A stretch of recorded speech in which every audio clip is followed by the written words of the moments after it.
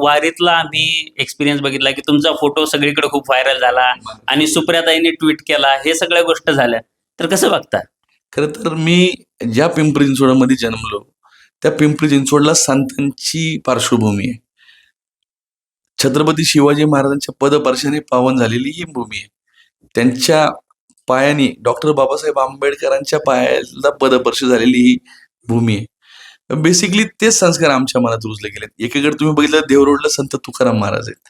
इकडे या साईडला बघितलं तर आळंदी संत ज्ञानेश्वर महाराज आहेत. आणि ह्या सगळ्या वातावरणात लहानाचे मोठे झालो. त्याच्यामुळे ती पार्श्वभूमी जगात काय असेल धर्म, जाती-जातीमध्ये भांडणं तो पार्ट वेगळा जरी असला तरी या पार्श्वभूमीमुळं समाजाचं काहीतरी देणं लागतो आम्ही. म्हणून मी समाजासाठी काम करत आलोय. म्हणजे तसं सांगायला गेलं तर तुम्ही बघताय, तुम्ही वारीचा उल्लेख केला, की सुप्रियाताईंनी त्यावेळेस माझ्या वारीत मी जी सेवा करत होतो त्याचा तो पोस्ट टाकली आणि ती पूर्ण महाराष्ट्रात व्हायरल झाली, की एक मुसलमान पोरगा वारीची सेवा करतोय.